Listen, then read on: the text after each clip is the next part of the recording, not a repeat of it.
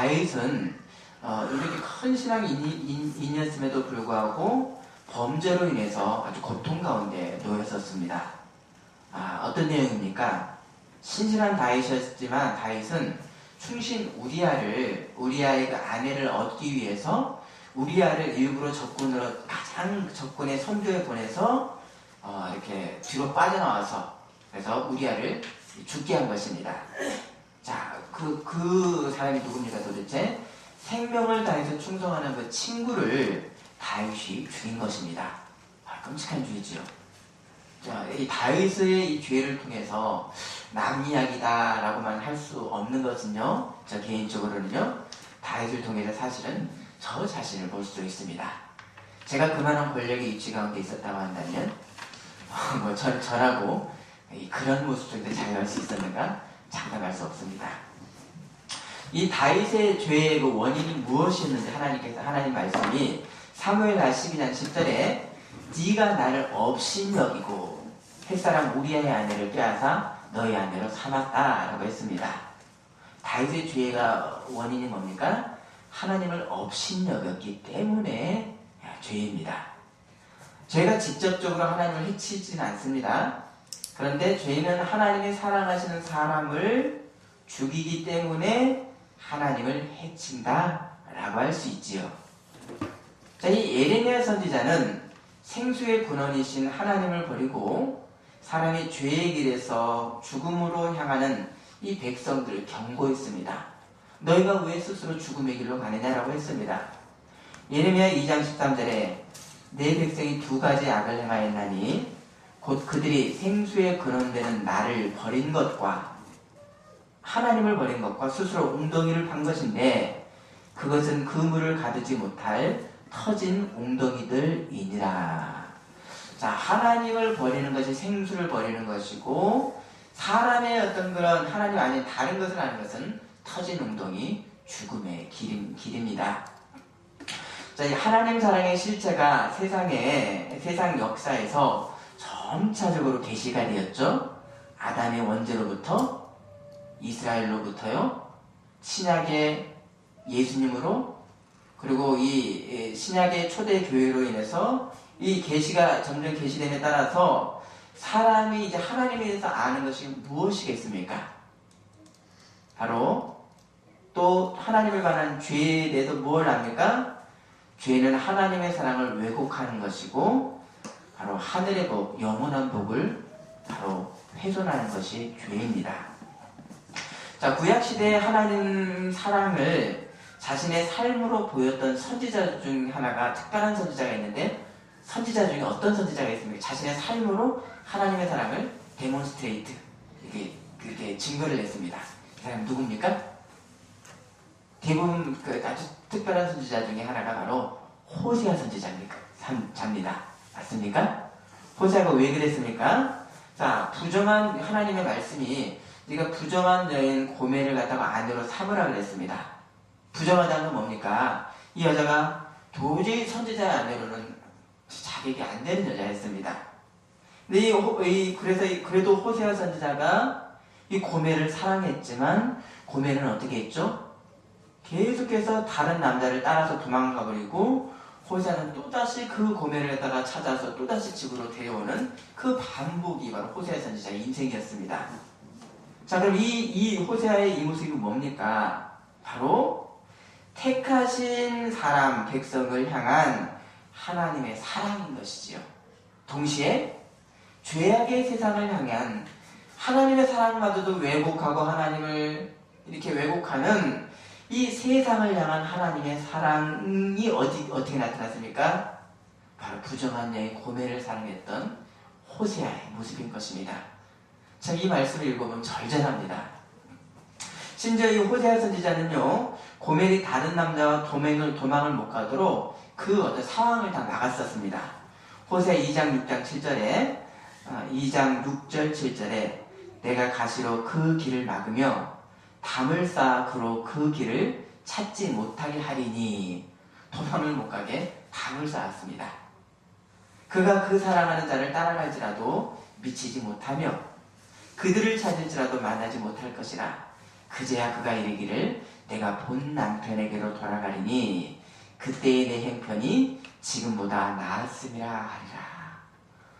여러분 얼마나 눈물이 납니까? 그 다른 그 남자에게 가서 몸을 더럽힌 여자애도 데리고 왔는데 또 도망가려니까 못 도망가게 이 담을 높이 쌓는 이 남편의 모습, 그러고도 사랑하는 남편의 모습, 이것이 바로 세상을 사랑하시는 하나님의 모습. 참 눈물이 납니다.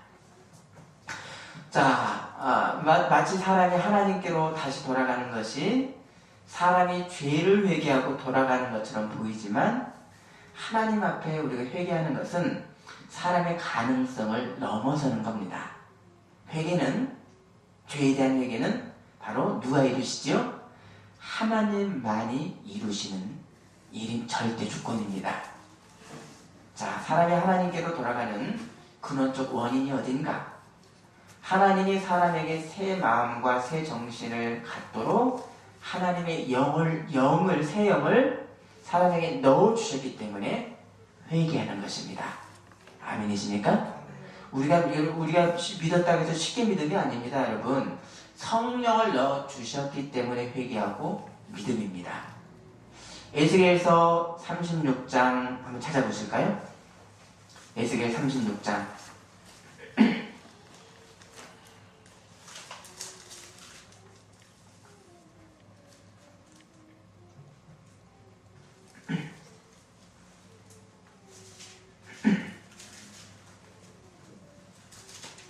에스겔 36장 26, 27절입니다. 또 새 영을 내 속에 두고 새 마음을 내 입에 내 육신에서 새 마음을 제거하고 그런 마음을 줄 것이며 또 내 영을 내 속에 두고 내 일을 행하게 하리니 내가 내 길을 지켜 행할지라. 자, 이게 구약 에스겔 선지자가 봤었던 새 시대의 모습입니다. 자, 새 시대는 어떤 시대입니까?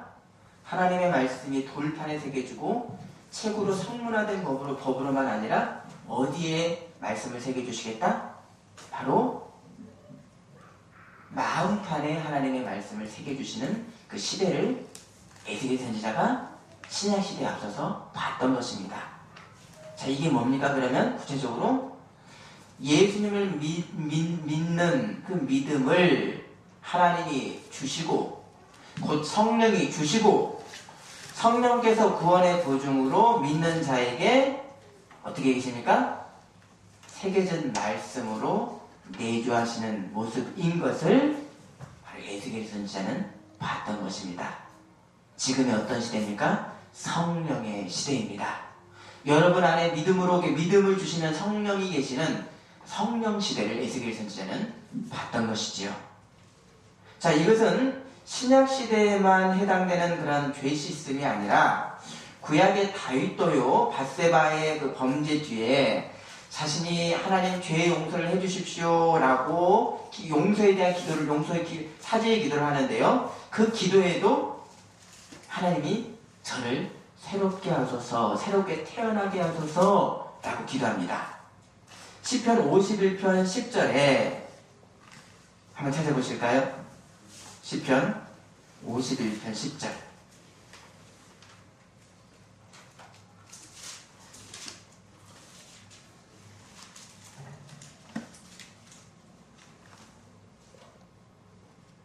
읽어주십니다. 하나님의 내 속에 정한 마음을 창조하시고 내 안에 정직한 영을 새롭게 하소서.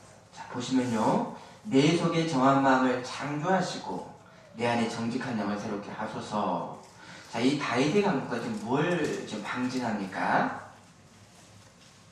하나님께로부터 죄의 용서를 받아서 의로워지는 것, 이것은 새 생명이 탄생하는 것과 같은 하나님의 새로운 창조라고 하는 것입니다. 뭡니까? 예수님을 믿어서 그 죄가 용서함 받고 의로워지는 것은 바로 새롭게 난 거듭남이라는 것이지요. 새 창조라는 것이지요. 그래서 이 죄악의 사람의 이 새 창조의 행위를 간구했었던 다윗의 간구, 그리고 구약말에 이사야, 예레미야, 에스겔과 같은 이런 선지자들은 하나님의 새 창조의 날이 이를 것이다 라고 예언을 했었습니다. 그 구체적 방법이 구체적 방법을 어떻게 이사야 선지자는 예언했습니까? 하나님이 보내실 종의 희생 제물로 인해서 세상의 죄로부터 해방될 것이다 라는 것이 이사야의 예언이었습니다. 자, 그럼 이 말씀대로 이 예언대로 오신 분이 누구시죠? 하나님의 아들 우리 예수님이십니다. 그래서 예수님이 함께 있었던 사람들이 주로 누구였습니까? 어부, 세상에서 천대받는 자, 죄인이라고 천대받던 사람들, 그 주변에 그 가운데 예수님이 계셨습니다. 왜입니까? 예수님은 의인을 부르러 온 것이 아니라 누구를 부르러 오셨죠? 죄인을 부르러 오셨기 때문에 이게 하나님이 세상에 오신 이유입니다. 여기에 자신이 죄인이 아닌 사람은 하나님을 떠난 사람이지요. 역설적으로 나를 의롭다고 하는 바리새인 종교 지도자들은 너희는 독사의 자식들이라고 했습니다. 그런데 내가 죄인이라는 것을 알고 회개하는 사람은 바로 예수님이 찾는 사람들, 예수님이 구하러 온 그런 사람들이었습니다. 로마서 5장 20절 우리의 죄가 없는 사람은 바로 그에게는 은혜를 받을 조건이 안 된 사람입니다. 죄가 더한 것에 은혜가 더욱 넘쳤나니. 예수님께서 이 공생의 첫 말씀이 뭐였습니까? 공생의 첫 말씀이 회개하라, 천국이 가까웠으니 회개하고 복음을 믿으라고 하셨습니다. 자, 사람이 하나님이 주님이십니다 라고 하는 첫 시작이 무엇입니까? 바로 하나님이 나의 주님, 구주이신 것에 대한 이걸 하려면 무엇을 먼저 봐야 되죠? 나의 죄를 알아서 회개해야 됩니다. 천국이 가까이 하는 자를 회개하고 복음을 믿으라. 회개입니다. 반면 내 죄를 모르고 회개할 것이 없었던 의인들이라고 하는 사람들에게는 오히려 구원이 없습니다. 죄가 더한 것에 은혜가 더욱 넘쳤나니. 여기서 이 예수님의 죄의 실상 또 거짓 의가 무엇인지를 예수님께서 밝혀주셨습니다. 바로 거짓 의는 뭐라고 그랬습니까? 바리새인들을 보고 그랬죠? 너희가 종교적 행위를 다 행했다라고 의롭다고 하느냐? 그것이 바로 거짓 의이고 죽음이다라고 했습니다. 왜입니까? 왜 외적인 행위가로 완전한 의를 이루지 못합니까? 한번 헤아려 보십시오. 우리의 외적인 행동으로 의를 이루지 못합니까? 죄는요, 어디서부터 나오죠? 죄는 어디서 나옵니까? 마음에서 나오기 때문입니다. 그래서 예수님이 율법을 따라서 손을 씻지 않고 식사하는 것에 대해서 종교인들이 너희 선생님은 왜 율법을 따르지 않고 손을 이렇게 하느냐라고 했을 때 이때 예수님 말씀이 바로 우리 마태복음 15장 보십니다. 마태복음 15장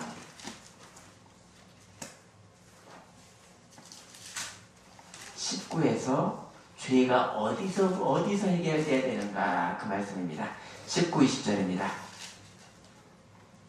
마음에서 나오는 것은 약한 생각과 살인과 간음과 음란과 도둑질과 거짓 증언과 비방이니 이런 것들이 사람을 더럽게 하는 것이요 씻지 않은 손으로 먹는 것은 사람을 더럽게 하지 못하느니라.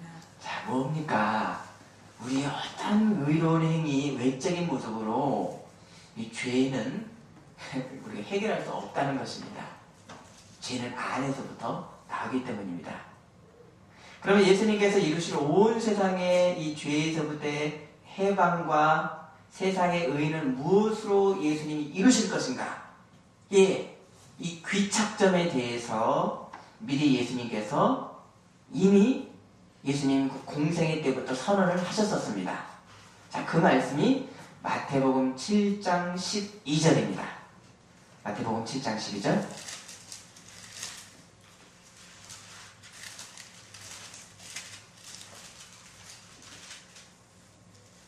읽어주십니다. 그러므로 무엇이든지 무엇이든지 남에게 남에게 대접을 대접을 받고자 하는 받고자 너희도 남을 대접하라. 이것이 이것이 법이었으니 법의 시작이다. 자, 남에게 대접을 받고자 하는 대로 남을 사랑하라, 대접하라. 여러분, 사람이요, 하나님을 사랑하지 않고 나를 사랑할 수가 없습니다. 아멘이십니까? 아멘. 내 육을 사랑하는 거지 실제 나의 영혼을, 영생의 나를 사랑하지 못합니다. 하나님 사랑 없이는. 또 나를 사랑하지 못하는 사람은 다른 사람을 사랑할 수가 없습니다. 바로 하나님을 사랑하는 자, 곧 아들을 믿어서 하나님을 사랑하는 자만이 남을 사랑하고 대접할 수가 있습니다. 예수님께서 이루신 의는 당신의 희생으로 이루신 어떤 의입니까? 사랑의 의입니다. 이 구원의 나라의 백성들, 우리들도 사랑으로 의를 받았고 또 사랑의 의를 이루어 나가고 있습니다. 하나님 나라에 대한 이 예수님의 예화 중에 하나가 누가복음 15장에 아버지에게 유산을 챙겨서 집을 떠났던 누구였습니까? 네, 작은 아들 탕자였었습니다.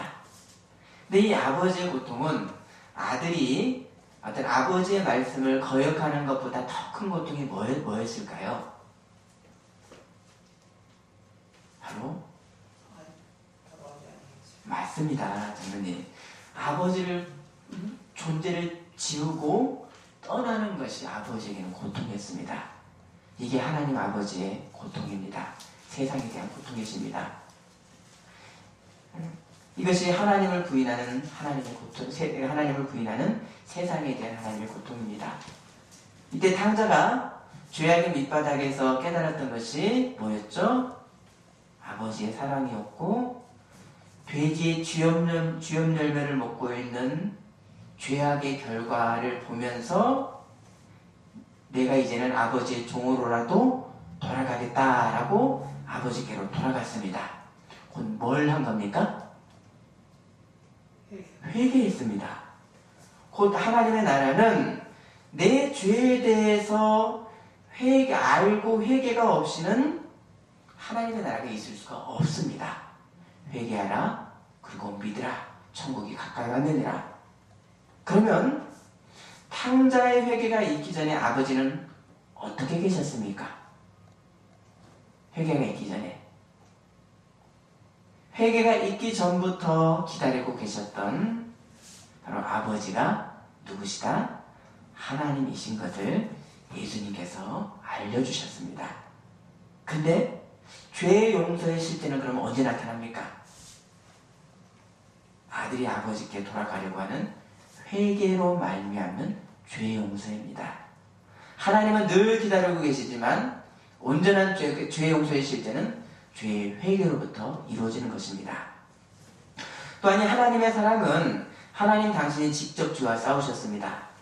어떻게 해요? 예수님이 죄를 해결하시러 죄와 싸우시러 육체로 오셨지요.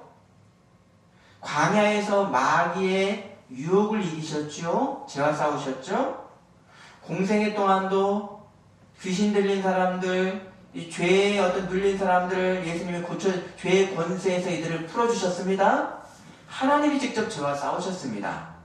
그래서 예수님께서 이 땅에 오신 이유는 세상의 죄를 바로 사랑으로 해결하실 유일한 사람이시자 하나님이 바로 예수님이십니다.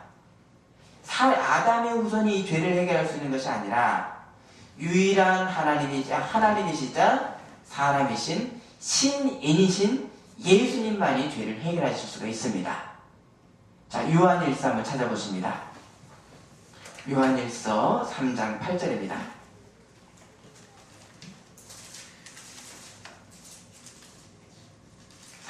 신약 390면입니다.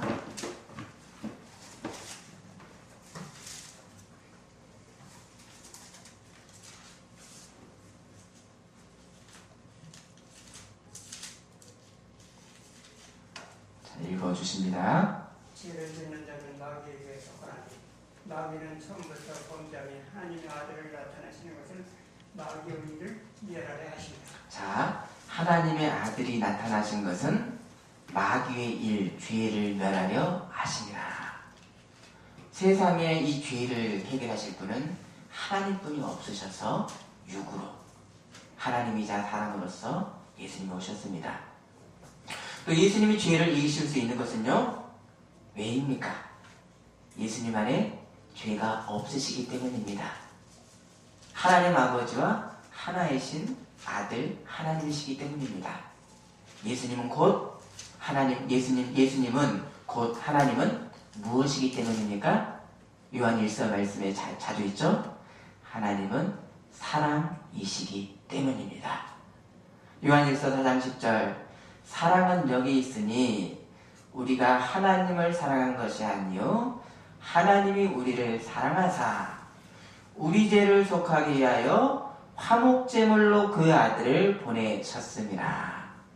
하나님은 사랑이시기 때문에 죄를 해결하셨습니다.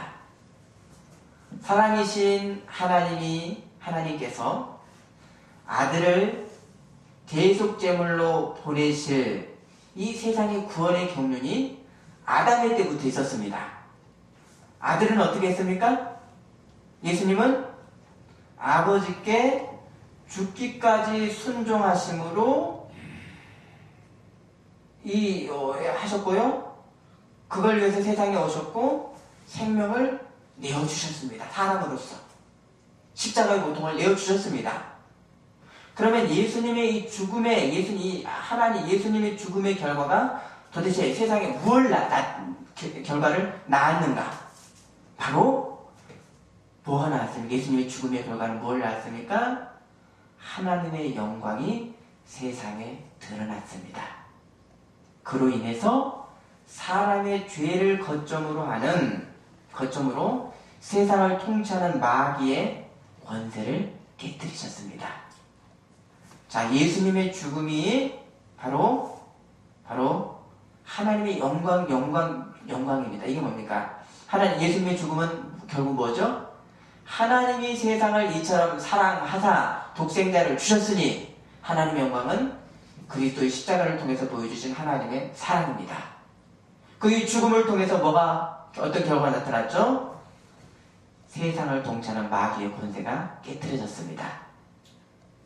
예수님께서 십자가를 지러 예루살렘으로 올라가셨을 때 십자가의 고통으로 인해 십자가를 지기 전에 매우 괴로우셨습니다.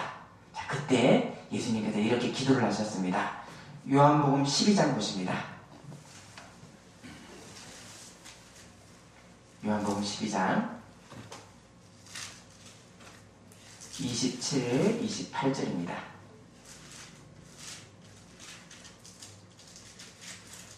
오늘 본문이죠? 자, 읽어주십니다. 지금 내 마음이 괴로우니 무슨 말을 하리요? 아버지는 나를 원하여 이때를 면하게 하여 주옵소서. 그러나 내가 이를 위하여 이때에 왔나이다. 자, 이때가 어떤 때입니까? 십자가 전에 지금 기도이십니다. 십자가를 위하여 내가 왔나이다. 28절입니다. 아버지여 그 이름을 영광스럽게 하옵소서. 이에 하늘에서 소리가 나서 이르되 내가 이미 영광스럽게 하였고 또다시 영광스럽게 하려 하시니. 자, 우리가 하나님의 영광이 무엇인지 한번 헤아려 보십시오. 하나님의 영광, 내가 이미 영광스럽다. 앞으로도 영광 받을 것이다. 하나님의 영광이 뭡니까? 아들이 세상에 오시는 것이 하나님의 영광입니다. 하나님이 세상을 이처럼 사랑하사 독생자를 주셨으니 이게 하나님의 영광, 사랑의 영광이십니다. 또한 아들이 사람으로서 말씀에 순종하시는 것으로 이미 영광을 받으셨습니다. 또한 최종적으로는요, 아들이 하나님의 뜻으로 대속의 죽음까지 가신 이 십자가가 하나님의 영광이 드러난 것입니다. 어떤 영광입니까? 하나님은 사랑이시라. 아멘이십니까? 아멘. 아멘. 하나님이 세상을 이처럼 사랑하사 독생자를 주셨으니 하나님의 사랑이 영광입니다. 그리스도의 십자가가 영광입니다. 2000년 전 아들의 대속의 죽음의 결과는 무엇을 이기셨는가? 자, 12장 37절 자, 읽어주십니다. 12장 31절 이 세상에 대한 심판이 일어났으니 이 세상에 임금이 쫓겨나리라. 자, 예수님의 죽음은 세상에 무엇이 쫓겨난다 그랬죠? 세상의 임금은 뭡니까? 사탄입니다. 사탄의 권세를 예수님의 죽음으로 인해서 그 권세를 잃어버렸습니다. 예수님의 죽음은요, 사람에게는요, 우리에게는요, 우리가 하나님의 영광이 되는 영생의 문입니다. 지금은 사단의 권세인 사망이 그 쏘는 침이 권세를 잃어버렸습니다. 사망아, 너의 쏘는 것이 무엇이냐? 라고 했습니다. 그런데요, 여전히 마귀는 사람의 죄를 거점으로 해서 예수님 밖의 사람들을 통치하고 있습니다. 뭘로요? 사망으로 통치하고 있습니다. 요한일서 5장 19절, 우리는 하나님께 속하고 온 세상은 악한 자 안에 처한 것이며, 예수님 밖에 있는 것은 바로 사망 안에 거하고 있는 것입니다. 자, 이런 세상 가운데 우리가 지금 살고 있습니다. 영생을 가진 우리 성도는 세상에서 환난을 당하는 것이 사단의 세상에 속하지 않았기 때문에 세상에 환난을 당하기도 합니다. 이 세상에서 성도는 예수님 안에 있기 때문에 우리는 어떤 사람들입니까? 예수님 안에 있기 때문에 어떤 사람들? 세상을 이긴 사람들입니다. 아멘이십니까? 마귀를 이긴 사람들입니다. 아멘이십니까? 아멘. 요한복음 16장 33절, 너희로 내 안에서 평안을 누리게 하려 함이라. 세상에서는 너희가 환난을 당하나 담대하라. 내가 세상을 이기었노라. 내가 사망을 이기었고 마귀를 이기었고 너희도 내 안에서 세상을 이기었노라. 예수님께서 죄의 싹신 사망을 이기셨던 것의 그 증거가 여러분 뭡니까? 부활입니다. 여기서 당신이 사랑으로 죽음을 이긴 것으로 끝나지 않았습니다. 죄를 이긴 결과인 부활을 어떻게 하셨죠? 당신이 죄를 이기셨습니다. 세상의 온죄를 이기셨습니다. 그 부활을 어떻게 하셨습니까? 제자들에게 나눠주셨습니다. 그러면 이 부활을 받는 제자가 누군가? 당시의 제자들, 그리고 예수님을 구주로 믿어서 하나님의 자녀된 자들입니다. 그것이 요한복음 1장 12절입니다. 찾아보십니다.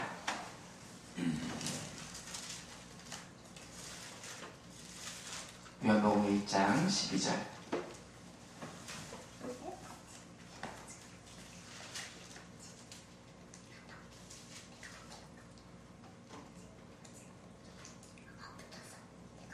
읽어주십니다. 믿는 자들에게는 하나님의 자녀가 되는 권세를 주셨으니. 자, 바로 죄를 이기신 부활, 그 부활을 바로 믿는 자들에게, 우리들에게 주셨습니다. 하나님의 자녀가 된 사람은 어떤 사람인가? 하나님의 씨앗이 우리에게 심겨졌습니다. 그러면 이 사람들은 죄에 대해서 어떤 관계에 있는가? 요한일서 3장 9절에 하나님께로부터 난 자마다 죄를 짓지 아니하나니 이는 하나님의 씨가 그의 속에 거하며 그도 범죄하지 못하는 것은 하나님께로부터 났음이라. 자, 그럼 이것이 어떻게 가능합니까? 우리가 어떻게 범죄하지 않습니까? 죄를 지는데요. 그래서 뭡니까? 사람이 무엇으로 거듭나지 않고는 천국에 들어갈 자가 없다? 물과 성령으로 거듭나지 않고 하나님 나라로 들어갈 수가 없습니다. 그래서 예수님께서 믿는 자에게 성령의 세례를 주셨습니다. 물과 성령의 세례를 주실 것이다 라고 세례 요한이 그랬죠? 내 뒤에 오실 분은, 나는 물로 세례를 주지만 내 뒤에 오실 분은 물과 성령으로 세례를 주시겠다. 예수님은 우리에게 성령의 세례를 주셔서, 믿음을 주셔서 믿는 사람에게 죄의 삭신 사망을 우리에게 없애셨기 때문입니다. 그래서 여기에 바로 물과 성령이 아니고는 우리가 거듭날 수가 없습니다. 자, 이것은요, 구약의 선지자들이 예언했었던 그런 말씀이었습니다. 새 시대에는, 새 시대 구약 선지자들이 예언했습니다. 새 시대에는 성전의 문지방에서 질문드리면 이걸 예언했던 선지자가 누굽니까? 성전의 문지방에서 생수가 흘러나와서요, 온 세상을 적시고 낙원으로 만들 것이다. 이것을 예언했던 선지자가 누굽니까? 누구죠? 에스겔 선지자입니다. 에스겔 47장 9절에 보면 그 말씀이 있는데요.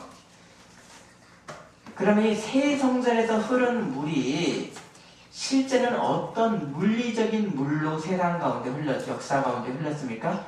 역사상의 한 시점에서 흘렀습니다. 자, 다시 질문 드립니다.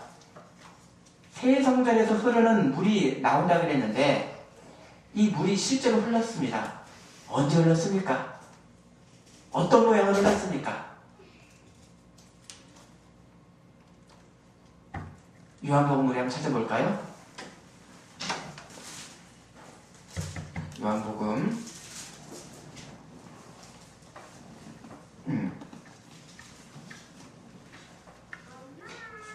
19장 33에서 34절 보십니다.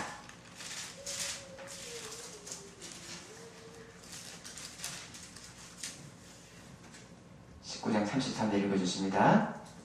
예수께서 일어나서 이미 죽으신 것을 보고 하늘을 걷지 아니하시고 그중 용왕이 처음에 주리와 곧 피와 나오더라.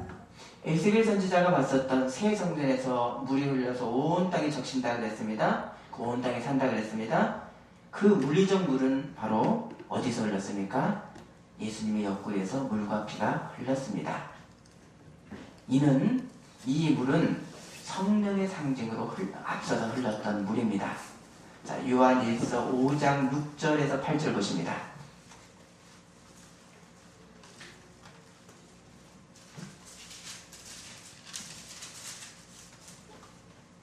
요한일서 5장 6절에서 8절이요. 자, 6절 읽어주십니다. 이는 물과 피로 일하시니 곧 예수 그리스도시라. 물과 피로 일하셨고 증언하는 성령이신 성령은 진리라. 자, 물로만 아니요 물과 피로 임하셨고 증언하는 이는 성령이시니 성령은 진리니라. 증언하는 이가 셋이니 성령과 물과 피라. 또한 이 셋은 합하여 하나이니라. 아멘이십니까? 아멘. 여러분, 예수님의 그 죽음의 결과인 쏟으신 물과 피는 물리적으로 이 새 성전에서 흘러나온 그 피이고, 이것은 결국 뭡니까? 성령의 앞선 그런 상징으로 흘렀던 물입니다.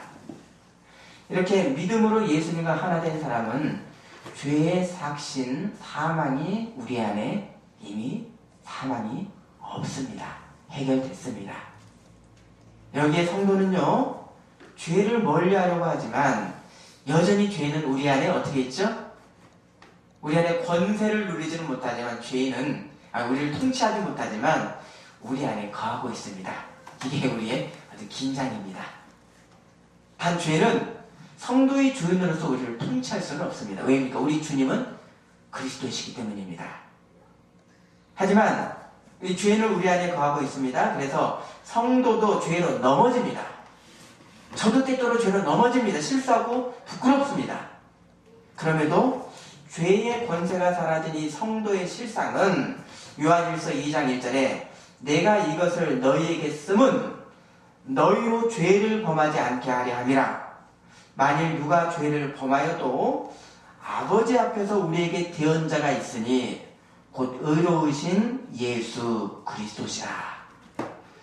죄가 우리의 주인이 아니라 누가 주인이십니까? 대언자이신 우리의 예수님이 우리의 주인이십니다. 죄의 통치는 우리에게 없습니다. 죄의 통치와 권세는 우리 안에 없지만 죄가 우리 안에 거하는 이 현실 가운데서 우리 성도는 어떤 사람들입니까? 바로 죄와 싸우는 사람들입니다. 히브리서 12장 4절에 너희가 죄와 싸우되 아직 피 흘리기까지는 대항하지 아니하고 라고 했습니다. 우리 안의 죄를 성령 안에서 다스리고 싸우는 신앙의 여정입니다. 그런데요, 결코 이 육성을 우리는 만만하게 볼 수 없습니다. 막 거룩해지겠다고 해봐야 더 위선만 우리 나오게 됩니다. 성령 안에서 자연스럽게 하나님 제가 이렇게 약합니다. 저를 인도하옵소서라고 우리는 하나님의 이 국률하시는 우리를 맡기면서 나가는 것이지 결코 우리의 의가 앞서서 나갈 수가 없는 것입니다. 사단의 머리는 예수님의 죽음과 부활로 깨졌지만 아직도 사단의 몸은 어떻습니까?